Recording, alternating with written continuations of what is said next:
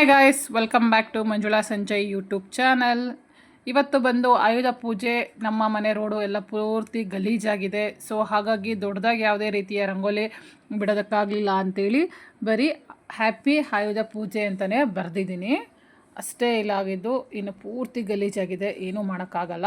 ಇನ್ನು ಗಾಡಿಯೆಲ್ಲ ಚೆನ್ನಾಗಿ ತೊಳಿಬೇಕಿತ್ತು ಅಂಥೇಳಿ ರಾತ್ರಿನೆಲ್ಲ ನೀಟಾಗಿ ತೊಳೆದು ನಿಲ್ಲಿಸಿದ್ವಿ. ಇನ್ನು ಬೆಳಗ್ಗೆನೂ ನೀಟಾಗಿ ಎಲ್ಲ ಒರೆಸ್ಕೊಂಡು ಮನೆಯೆಲ್ಲ ಕೆಲಸ ಮುಗಿಸಿ ನಾನು ಬೇಗ ರೆಡಿಯಾಗಿ ಪೂಜೆಗೆ ಅಂತ ಬಂದೆ. ಪೂರ್ತಿ ನಮ್ಮ ಮನೇಲಿರುವಂಥ ಎಲ್ಲ ಗಾಡಿಗಳನ್ನ ಉದ್ದಕ್ಕೂ ಲೈನಿಗೆ ನಿಲ್ಲಿಸಿದ್ವಿ. ಇನ್ನು ರಾತ್ರಿನೇ ಹೂ ಕಟ್ಟಿಟ್ಟಿದ್ದೆ. ಇನ್ನು ನಿಂಬೆಹಣ್ಣು ಮೆಣ್ಸಿಕಾಯಿ ಏನಿದೆ ಎಲ್ಲನೂ ಪೋಣಿಸಿ ಆರಾಮಾಗಿಟ್ಟಿದ್ದೆ.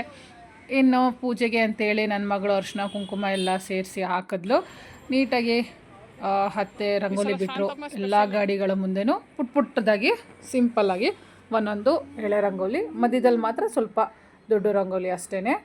ಇನ್ನು ಎಲ್ಲ ಗಾಡಿಗಳಿಗೂ ಅರಿಶಿನ ಕುಂಕುಮ ಹಚ್ಚಿ ಪೂಜೆಗೆ ಬೇಕಾಗಿರುವಂತಹ ಎಲ್ಲ ಸಾಮಗ್ರಿಗಳನ್ನು ಇಟ್ಟು ಪೂಜೆನ ಸ್ಟಾರ್ಟ್ ಮಾಡಿದ್ವಿ.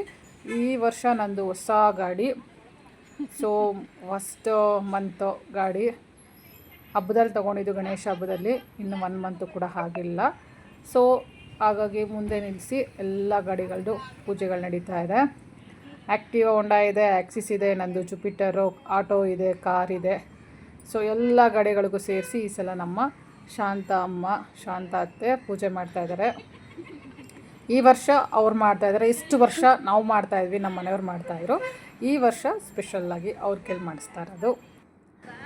ಮೊದಲಿಗೆ ಎಲ್ಲರೂ ಪೂಜೆ ಮಾಡಿದ್ವಿ, ನಾವು ಕೂಡ ಪೂಜೆ ಮಾಡಿದ್ವಿ. ಗಂಧದ ಕಡ್ಡಿ ಒಂದು ಸಲ, ಕರ್ಪೂರದಲ್ಲಿ ಒಂದು ಸಲ ಎಲ್ಲ ಆಯಿತು. ಇನ್ನು ನಾನು ಮಾಡಬೇಕಿತ್ತು ಅಂಥೇಳಿ ನಾನು ಹೊಸ ಗಾಡಿ ಅಲ್ವ ನಮ್ಮದು. ಈ ಸಲ ನಾನೇ ಮಾಡೋಣ ಅಂಥೇಳಿ ನಾನು ನನ್ನ ಗಾಡಿಗೆ ಪೂಜೆ ಮಾಡಿದೆ.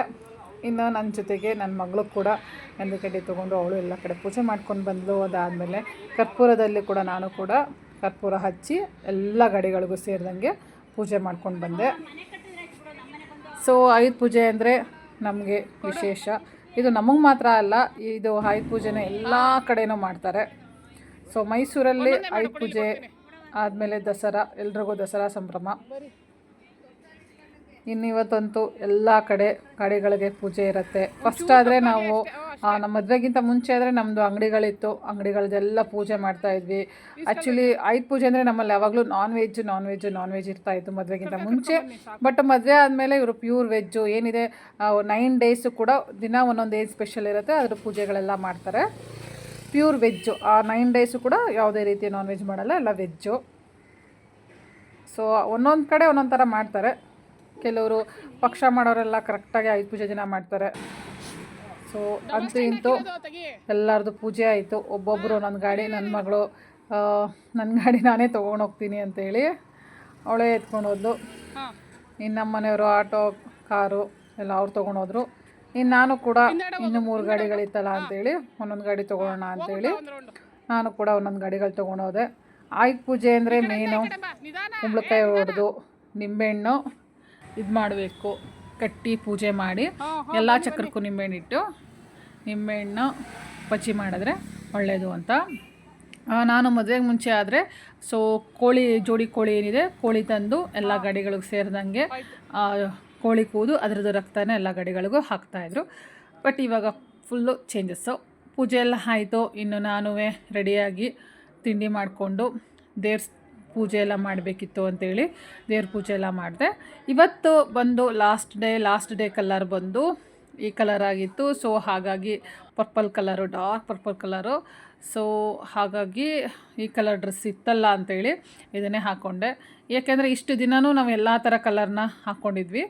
ಇವತ್ತು ಯಾಕೆ ಮಿಸ್ ಆಗಬೇಕು ಅಂಥೇಳಿ. ಇನ್ನು ಮಧ್ಯಾಹ್ನ ಅಂತೇಳಿ ನಾನೇ ಮನೇಲಿ ಬಾಳೆಕೆ ಇತ್ತು ಅಂಥೇಳಿ ಬಾಳೆಕೆ ಚಾಪ್ಸ್ ಮಾಡಿದೆ. ಬಿಸಿ ರೈಸು, ಬಾಳೆಕೆ ಚಾಪ್ಸು ಸಖತ್ತು ಚೆನ್ನಾಗಿತ್ತು, ಒಳ್ಳೆ ಕಾಂಬಿನೇಷನ್ನು.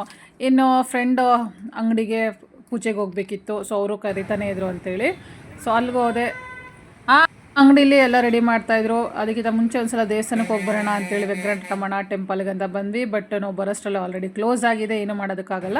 ಹೊರಗಡೆಯಿಂದನೇ ನಮಸ್ಕಾರ ಮಾಡ್ಕೊಂಡು ಹೋಗೋಣ ಅಂಥೇಳಿ ಇಲ್ಲಿಂದನೇ ನಮಸ್ಕಾರ ಮಾಡಿಕೊಂಡು ಅಂಗಡಿ ಪೂಜೆಗೆ ಏನೆಲ್ಲ ಬೇಕೋ ಅದನ್ನೆಲ್ಲ ರೆಡಿ ಮಾಡಿಕೊಂಡು ಹೋಗೋಣ ಅಂಥೇಳಿ ಅಲ್ಲೇ ಮಹಾಲಕ್ಷ್ಮಿ ಸ್ವೀಟ್ಸಲ್ಲಿ ಯಾವ ಸ್ವೀಟ್ಸ್ ಬೇಕು ತೊಗೊಂಡು, ಇನ್ನು ಕಳ್ಳೆಪುರಿ, ಬಾಳೆಕಂದು, ಮಾವಿನ ಸೊಪ್ಪು, ನಿಂಬೆಹಣ್ಣು, ಮೆಣಸಿನ್ಕಾಯಿ, ಪೂಜೆಗೆ ಏನೆಲ್ಲ ಬೇಕು ಐಟಮ್ಸ್ ಅದನ್ನೆಲ್ಲ ತೊಗೊಂಡು ಒಟ್ಟಿಗೆ ಅಂಗಡಿಗೆ ಹೋಗೋಣ ಅಂತೇಳಿ ಬಂದ್ವಿ. ಇಲ್ಲಿ ಮಹಾಲಕ್ಷ್ಮಿ ಸ್ವೀಟ್ಸಲ್ಲಿ ಇವತ್ತು ಆಯುಧ ಪೂಜೆ ಅದರಿಂದ ಸಖತ್ ರಶ್ ಇತ್ತು. ಎಲ್ಲ ಥರ ವೆರೈಟಿ ಆಫ್ ಸ್ವೀಟ್ಸ್ಗಳು, ಮಿಕ್ಸರ್ಸ್ಗಳೆಲ್ಲ ಇತ್ತು.